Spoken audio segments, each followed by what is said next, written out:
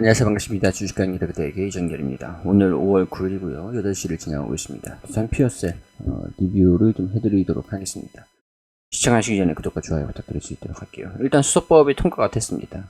상임위에 통과가 됐는데 두산 피어셀을 주목하라 이런 내용들이 서서히 나와주기 시작을 하고 있어요. 정책 불확실성 때문에 그동안 실적이 안 좋게 나오고 있었던 상황들이었는데 이제 이런 불확실성이 확실성으로 바뀌면서 실적의 긍정적인 내용들이 점진적으로 앞으로 분기별로 반영이 될 수 있지 않을까라는 기대감들. 이제 들어와줘야 되는 게 수주에 대한 부분들이 들어와줘야 되는데 두산 피어셀 물론 라이벌사가 있긴 하지만 아직까지 점유율이 높은 점유율을 유지를 하고 있는 상황들이긴 합니다. 그러니까 높은 점유율을 유지를 하고 있다. 투자를 한다라고 하면은 두산 피어셀을 다 거쳐야 된다. 이렇게 말씀을 정리를 할 수 있을 것 같아요.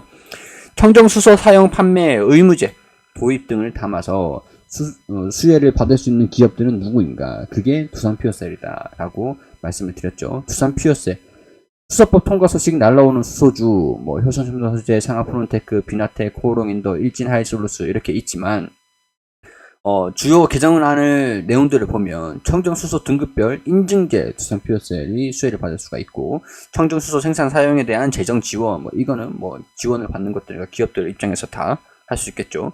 판매 사용 의무제 수소 연료 공급 시설 운용자 입장에서 수혜를 받는 거니까 수소 연료전지 공급하는 시설들 두산 피어셀이 수혜를 받을 수가 있죠. 수소 발전용 천연가스 요금제 도입. 이거는 천연가스 요금제가 수소 발전용 요금제로 따로 하는 겁니다. 그러니까 수소 발전용 사업자가 수혜를 받는다라고 볼 수 있으니까 이런 것도 수혜를 받기 위해서 연료전지를 하는 그러니까 제가 이제 연료전지 사업을 하기 위해서 연료전지를 발주를 하면 두산 피어셀이라든가 다른 이제 또 SPSL이나 다른 기업들 SK 또 있긴 있지만 일단은 연료전지 사업을 하고 있다라고 했을 때 가스 요금들이 높으면 수소 생산하는데 좀 제한적이잖아요. 영업이익률 그런 측면에서는 좀 이익성이 제한적이지 않습니까? 그러니까 이 요금제의 특혜를 받아가지고 천연가스 요금을 특혜를 받아서 그러니까 영업이익률을 높일 수 있는 특혜다 이렇게 보시면 될 것 같아요. 이 수소 연료전지 공급 요금제, 천연가스 요금제다 그런 우리 일반용 가정용 천연가스 그런 게 아니라 천연가스를 많이 사용을 해야 되는데 요금이 똑같으면 안 되니까 이런 요금에 특혜를 받는다. 수소 발전 입찰 시장을 도입한다. 그러면은 수소 시장이 점점 커진다라고 보시면 될 것 같습니다. 그렇기 때문에 수소법 통과가 되면은 누가 유리하냐 따질 필요도 없이 그냥 두산 피어셀이 유리하다. 그래서 효성첨단 소재 이 효성첨단 소재 같은 경우에서는 탄소 섬유 그리고 상하프론테크 같은 경우에서는 두산 피어셀이 아니라 연료 전지에 들어가는 수소 필터 그런 거 있죠. 멤브레인 필터라든가 연료전지 필수 소재들을 생산하고 있는 기업들이에요. 상하프론테크 같은 경우에서나 효성첨단 소재 같은 경우에서는 타이어 보강제 견조화 수요가 이어지고 있는 가운데 성장 산업인 탄소 섬유의 이익이 증가가 기대된다. 탄소 섬유 그런 것들도 있고 태양광 단열재, 풍력, 플레이드 다양한 재생에너지 산업에 적용되고 있는데 수소법이 통과되면서 두산 피어셀의 성장성이 훼손이 되고 있었던 것들도 이제 멈출 것으로 예상이 된다. 올해는 물론 내년 이후 수주 물량도 순조롭게 확보가 될 것이다. 그러니까 이게 무슨 얘기냐? 수소법이 통과가 되지 않았기 때문에 컨센서스에 충족을 못하고 있는 신적들 더군다나 적자까지 기록을 하면서 계속 힘겨운 시절들을 보려오고 있어. 보릿고개죠. 보릿고개가 진행되고 있었는데 이제는 수소법이 통과가 되면서 물론 올해 하반기는 물론 내년 이후에 수주 물량도 순조롭게 확보가 될 것이다. 아직까지 상반기가 진행되고 있는데 기업들 입장에서도 계산기를 두드려 볼 겁니다.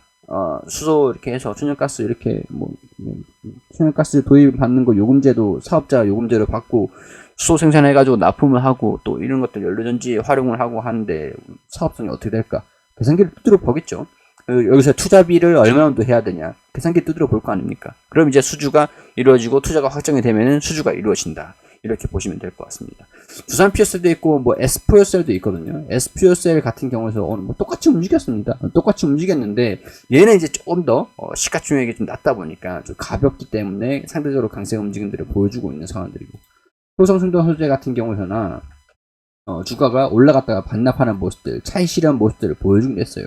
근데 이거는 우리 복잡하게 생각하지 말자고요. 시장이 낙폭을 좀 확대될 것 같은 분위기에 있으니까, 코스닥 시장도 떨어지고 있는 분위기에 있으니까 시장에 대한 영향들을 좀 받았구나, 이렇게 보시면 될 것 같습니다. 두산 피어셀 같은 경우도 낙폭을 확대를 시켰는데 저점을 이탈한 건 아니거든요. 지켜줘야 될 때는 일단 지켜줬다라고 판단을 할 수 있는 상황들인 것 같습니다. 하지만 수급이 외국인이랑 기관이랑 매도를 했어요. 근데 금융투자보험 투시는 매수를 했습니다. 개인 투자들 매수를 했고, 외국인이랑 기관도 전일 최근에 매수한 거에 비중을 다 덜어낸 건 아니에요.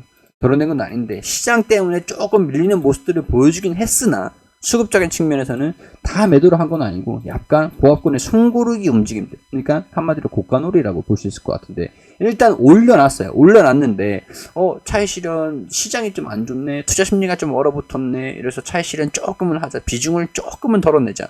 그러니까 급등을 할 때 내가 그동안 손실 구간이었단 말이에요. 대응권이 이렇게 대응을 열심히 잡아가고 있었어도 손실 구간이었는데 한번 급등해버리니까, 강하게 돌파를 해버리니까 차익 실현 욕구들이 조금 나온 겁니다. 오늘 아마 비중을 10%, 5% 정도 줄이신 분들도 분명히 계셨을 것 같아요. 그러니까 제가 만약에 평균 단가가 39,000원, 4만원 수준이다 라고 하면은 이렇게 급등을 했을 때 4만원 수준에서 비중을 조금은 축소시켰을 것 같습니다. 축소를 시키고 난 다음에 돌파 움직임들을 보여서 다시 매수를 해도 되니까 현금 확보를 근데 뭐 축소를 안 시켜도 상관은 없어요. 상관은 없어요. 그러니까 급등을 했으니까 여기에 따라서 현금 확보하고 싶다, 그런 매도세가 외국인 기관 위주로 연기금에서도 좀 들어왔던 것들이고, 연기금은 계속 매수를 하고 있었던 상황들이었다 보니까 이런 것들에서 단순히 시장에 대한 영향들을 좀 받았구나. 결정은 조정 이 정도, 이때랑 차이가 있죠. 결정은 다시 돌파를 해주느냐, 여기 이 4만원 구간들을 돌파를 해주느냐, 아니면은 37,000원, 38,000원 이 구간들을 이탈을 하느냐, 돌파를 하느냐, 이런 것들을 모습들을 보여주면서 결정을 할 거라고 봐요. 근데 이때랑 좀 틀린 게, 돌파를 했다가 완전히 절반 이탈을 하면서 반납을 완전히 다 했습니다. 저점까지 반납을 다 했어요.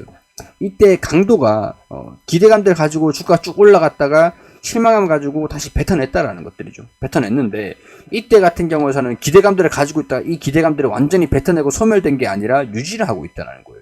유지. 그러니까 이 기대감들이 유지를 하느냐, 4만원 부분들을 다시 이 보합권에서 움직임들을 보여줄 것인지, 돌파를 하는지 이탈을 하는지, 그런 것들을 보면서 천천히 대응 잡으시면 됩니다. 오늘은 그냥 건너가시면 될 것 같아요. 그냥 패스하시면 될 것 같아요. 오늘 같은 경우에는 굳이 매매를 대응을 잡는다, 방향성의 결정이 안 됐기 때문에 지금 올라갈지 떨어질지는 보고 방향성들을 결정을 하면 되거든요. 장중에 이 37,000원, 38,000원 구간들은 만약에 이탈을 한다라고 하면 비중 축소하셔도 상관은 없습니다. 근데 이제 이런 것들 이제 수소법이 통과가 됐으니까 기회다라고 생각하고 이걸 분할 매수해 나가는 전략들이 좀 현명한 대응 방법이 될 수가 있겠죠. 평균 단가를 계속 낮춰가면서 모아가는 게, 대응을 계속 잡아가는 게, 그게 현명한 방법들이 될 수가 있겠죠. 자, 이런 것들은 개인적인 생각들이겠지만 여러분들도 참고하셔가지고 판단하시면, 결정하시면 될 것 같아요. 이제 수익성 악화는 상반기에 마무리될 것으로 보고 있습니다. 이전에 중국의 수주를 받았던 것들도 있었고, 새로 중국의 수주가 받았던 것들도 있었기 때문에 점진적으로 이제 2분기, 3분기 점진적으로 반영이 된다라고 하면, 수주가 계속 들어오는 것들 반영된다라고 하면은 수익성이 계속 훼손이 되고 있었던, 수소법이 지연이 되면서 훼손되고 있었던, 그건 이제 옛날 얘기가 될 겁니다. 그렇기 때문에 우리가 실적이 개선이 되는 모습들 보여줄 때까지 진짜 이제 좀 그동안 좀 오래 걸렸지만 이제 진짜 본격적으로 개선되는 것들을 기대를 한번 해볼 수 있는 구간들이 왔지 않았을까, 그런 생각들이 들어요. 자, 장기적인 부분들을 보시면서 장기적인 관점에서 대응을 잡아가는 게 중요하겠죠. 이런 것들 참고하셔가지고 판단하시는 데 도움이 되셨으면 좋겠다는 말씀 드리도록 할게요.